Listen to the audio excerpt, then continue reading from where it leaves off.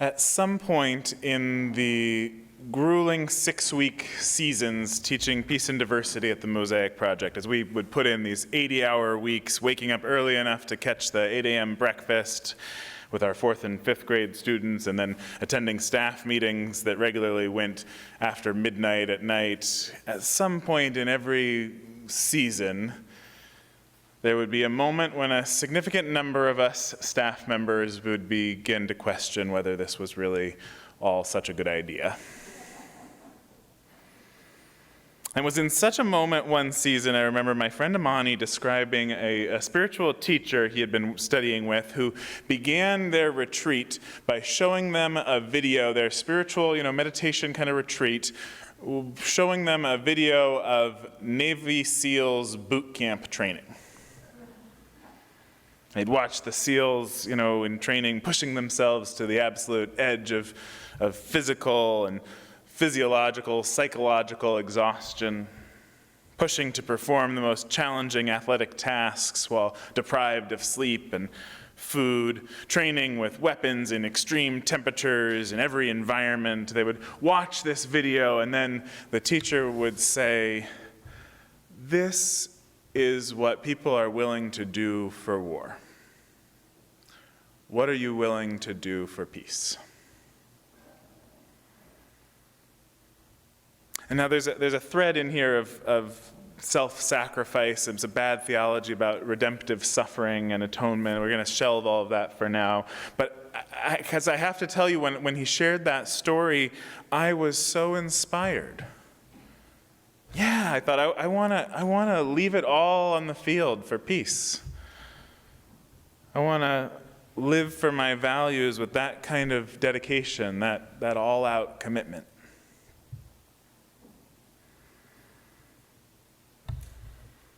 I think that nonviolence was my first spiritual commitment. It was a very immature spiritual commitment, because I remember learning about Martin Luther King Jr. in elementary school, the way everyone of my generation did, and the stories and speeches that we were taught about him sparking for me such an inner sense of clarity about the rightness of his path. I didn't grasp the complexities at all, but I could hear that voice deep within resonating with a clear yes to the life of nonviolence. And many years later in seminary, I realized that this is essentially that this teaching, this practice, this intention, is the thing that connects the most important heroes, the revolutionaries, the teachers who I most admire. I found it in King and in Mandela and Desmond Tutu and Gandhi and Dorothy Day and Cesar Chavez and Howard Thurman. As a teenager, I lit up reading it in our own Unitarian ancestor, Henry David Thoreau's Civil Disobedience, the essay that went on to inspire Gandhi and King. And of course, the great teacher who the world has just lost, Thich Nhat Hanh. Have you seen those photos of him and Dr. King? Really incredible, beautiful photos. And it was actually Thich Nhat Hanh who reached out to King to invite him to take a stand against the war in Vietnam. King who asked Thich Nhat Hanh to help him understand his fellow Vietnamese monks who were setting themselves aflame, self-immolating as the best way they could imagine to draw the world's attention to the suffering of their people. Nonviolence, connecting the inspiring movements of human liberation in this country with South Africa and India, with Ireland and Trinidad, with Samoa and New Zealand. It was the teachings of Gautama Buddha. It was, of course, the teachings of Jesus of Nazareth. It was the plea of St. Francis, whose prayer Annis so beautifully rendered for us today. But as I studied the history and the practice of nonviolence, studied the leaders and the movements, I always felt a sense of some disconnect, some pang of not belonging. Can one live nonviolence without being a part of a life and death struggle for human rights? What does it mean to claim nonviolence as my path if I'm living with such privilege in this body here in what is in so many ways the wealthy heart of empire?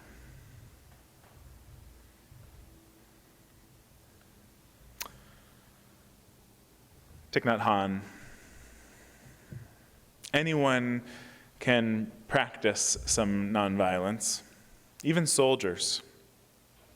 He says, some army generals, for example, conduct their operations in ways that avoid killing innocent people.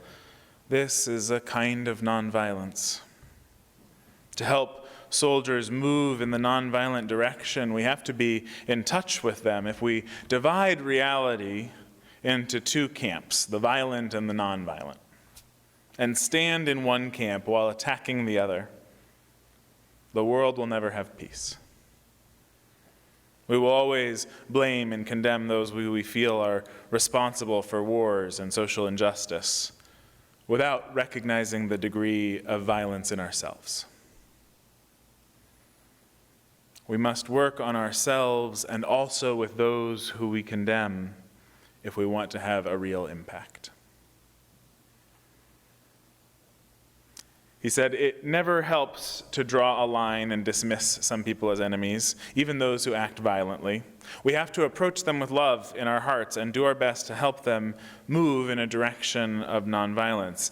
If we work for peace out of anger, we will never succeed. Peace is not an end. It can never come about through non-peaceful means.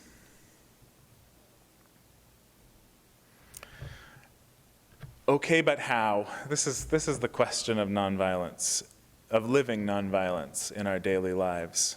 But how? Just before I started seminary, I lived in Brazil for a few months, in Rio de Janeiro, and I went there to study with Augusto Boal, who had an approach to collective liberation he called the theater of the oppressed.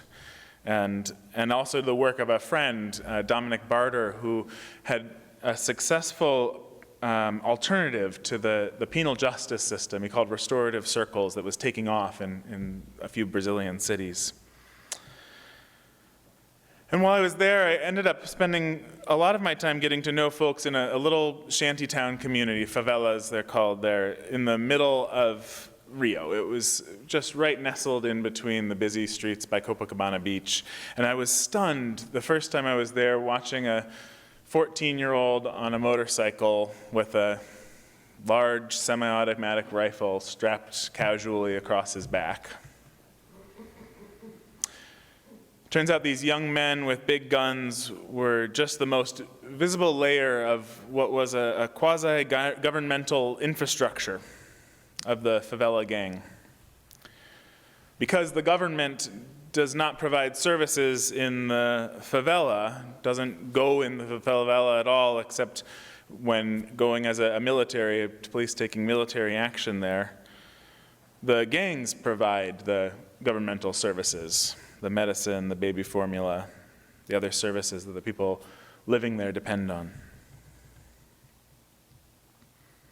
And I remember picking up while I was there, trying to make sense of the knotted web of violence and power that I found myself in the midst of, picking up Hannah Arendt's On Violence. And the light bulb that she provided for me in her conclusion that violence, contrary to the way I had always seen it as a brutal exercise of power, a coercion of the less powerful by the more powerful, that violence is actually an expression of powerlessness. She argues that power and violence are opposites. She says, where the one rules absolutely, the other is absent. Violence appears where power is in jeopardy. Violence appears where power is in jeopardy. Violence can destroy power, but it is utterly incapable of creating it. What creates power, she says, is actually collective will, organized solidarity, people determining to act together in concert. Power, the ability to achieve purpose, as Martin Luther King Jr. put it, cannot be born from violence, only disrupted by it.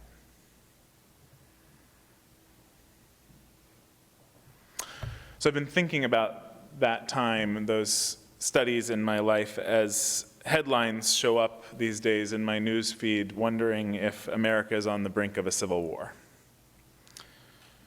And I know that they're putting in that headline just to grab my attention, just to stoke fear, which, our nervous systems are designed to pay attention to, which in turn drives the advertising revenue, etc. But there's a part of me, of course, that just wants to dismiss it as so much hyperbole.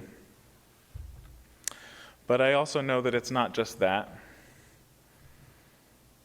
I don't know if any of you heard Barbara Walter this week was on NPR a couple of times. She's a poli-sci professor in San Diego, speaking about her new book, How Civil Wars Start and How to Stop Them. She's been applying the research that she's conducted over years, including with the CIA, on what the conditions are for civil wars to start in a country. What conditions create the context that a civil war would start.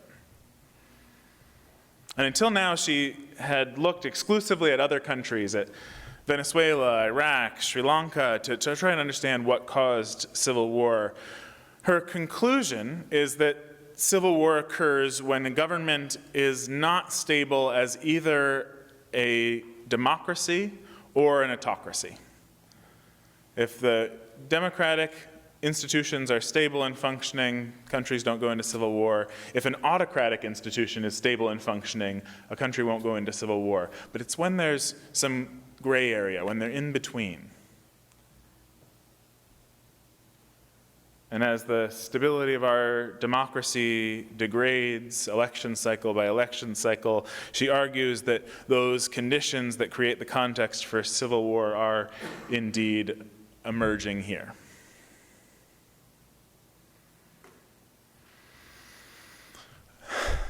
I am still in the shock and denial phase of processing this, if you know that model of grief. My mind wanders from time to time, playing out how I imagine it could unfold, what the impact on my life here would be, what I need to do to be prepared. There was one article in particular a few weeks ago that shook me, describing in detail just how much more well-armed the conservatives are than, we are. And I have to admit, the thought even did cross my mind of whether I should learn to use a gun. I've never actually held one. It was an idle thought, but it did lead me to some deeper questions. If I'm not arming myself, which I'm not, and heading off for target practice, what am I doing to prepare, to train, to engage in practice in the face of a fracturing culture? If I do not put my faith in arms, in violence, where do I place my faith? What am I faithfully committing to in a time of conflict?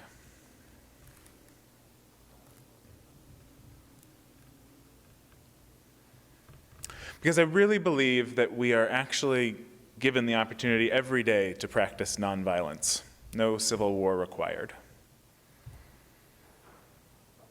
Because even if we aren't confronting teenagers with semi-automatic rifles or police forces organized to dehumanize and destroy us, all of us encounter subtle forms of violence in our everyday lives. Opportunities to notice when we are operating rooted in our bedrock commitments, our actions expressing the principles we cherish, or when we are subsumed in reactivity, when fear or greed or pain or whatever it might be takes over and charts the course instead of our wisest selves.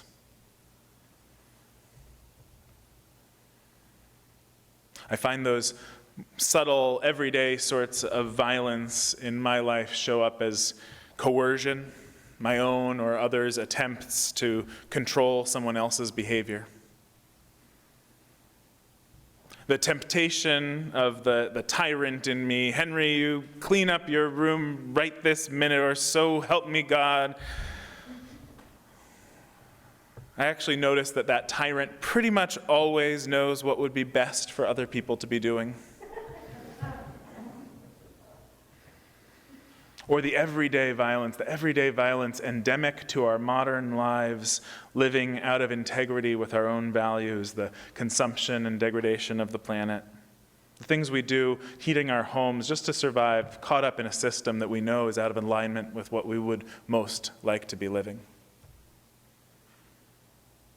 You might find your work, the demands of your work, to involve a sort of violence requiring moral compromises to earn the paycheck you and maybe others depend on.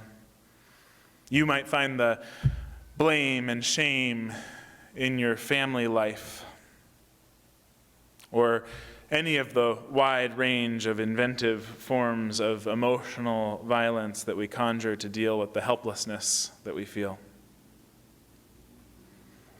You might find yourself following an RV at a beautiful moment.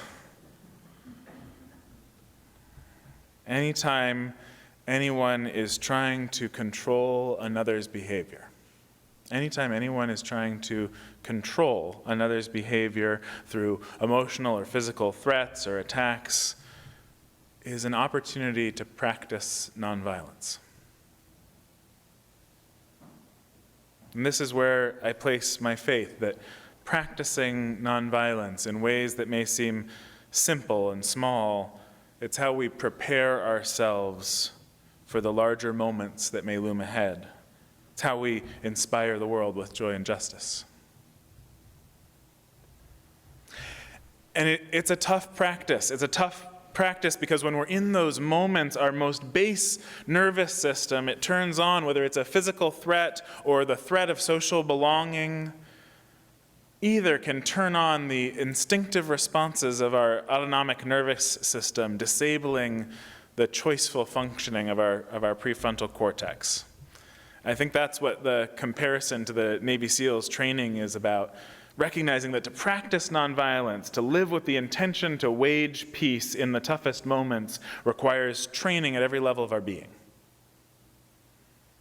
So that when we're confronted with that feeling that we must submit or rebel, flee or fight, we can instead engage our full humanity, connect with something deeper, and make a more creative choice.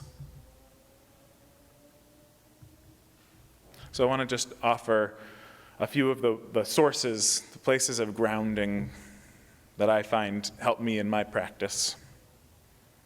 You know them already. One is interconnectedness, just to remember that I am that too, that we are all bound up in this inescapable network of mutuality, to see myself and my choices as part of an interrelated system, a complex whole. The second is self-differentiation, coming from the work of Murray Bowen's and family systems theory. In this interrelated system that I'm a part of, I am responsible for my choices and behavior, not others. To self-differentiate in a system, I take a stand rooted in my own values. I stay connected to understand its impact. And I do my best to keep my cool. Take a stand, I stay connected, and I keep my cool. Malleability is the third. Change. God is change, wrote Octavia Butler. Shape God. Remembering that nothing is static. No one in any situation has always been the way they are now, will be forever, including myself. Remembering that, it helps me to stay open to possibility. Interconnectedness, self-differentiation, malleability, and curiosity is the last. My ability to ask an open, wondering question, if I'm able to or not, has become a signal to me of whether my nervous system is in an activated state or I'm functioning from my values as I aspire to. An honest curiosity, a compassionate curiosity is antithetical to violence. Interconnectedness, self-differentiation, malleability, and curiosity. But if 4 is too many to remember, I think it all boils down to this. A spiritual director I worked with once told me her spiritual practice had come down to just a 3-word question. What now, God? And if God doesn't work for you, you can try a different word. What now, love? What now, life? What now, Buddha nature? What now, deepest self? What now, spirit? What now, mysterious and compassionate cosmos? What now, ground of being? However you name your bedrock, what could be more important than to align any moment, to align yourself with that source? As St. Francis prayed, may I be a channel of peace. For me, it works to say, I seek to align my life with God's will. It makes me think of those famous words from the Hebrew prophet Micah. What doth the Lord require of you but to do justly and to love mercy and to walk humbly with your God? In her study of places where the context is ripe for civil war, Barbara Walter points to South Africa as a place that had all the warning signs, but instead took a different path. And at least one reason it did is that in South Africa there are people who had been organizing for decades, led by people like Gandhi and Tutu and Mandela. Large groups of people organized themselves in commitment to nonviolence. Large groups of people holding faith that a new era for their country could be built on better stuff than vengeance and retribution. Ordinary people devoting themselves to face the circumstances of their lives with faith in nonviolence.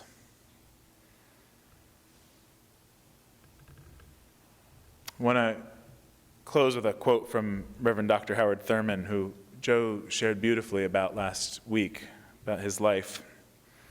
One of his most famous passages is an invitation to keep our deepest intentions on the surface of our lives.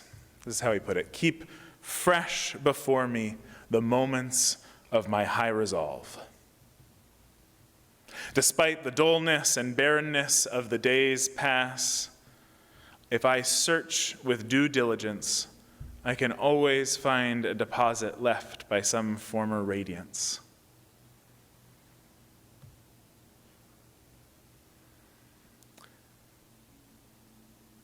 Little by little, there crept into my life the dust and grit of the journey, details, lower-level demands, all kinds of cross-currents, nothing momentous, nothing overwhelming, nothing flagrant, just wear and tear. If there had been some direct challenge, a clear-cut issue, I would have fought it to the end and beyond.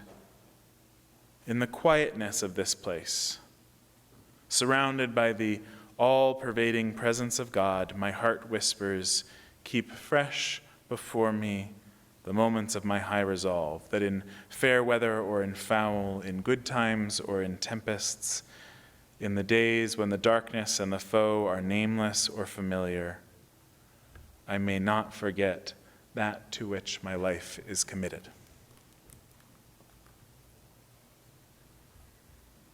In the Talmud, the ancient rabbis wrote, don't be daunted by the enormity of the world's grief. Do justly now. Love mercy now. Walk humbly now. You are not obligated to complete the work, but neither are you free to abandon it. You're not obligated to complete the work, but neither are you free to abandon it. May we each find ourselves ready to face the opportunities life brings us each day to stay connected to our deepest values, to be ourselves, to be changing and curious, to hold faith together, that this will light a way forward, no matter how dark the night is. May it be so, and amen.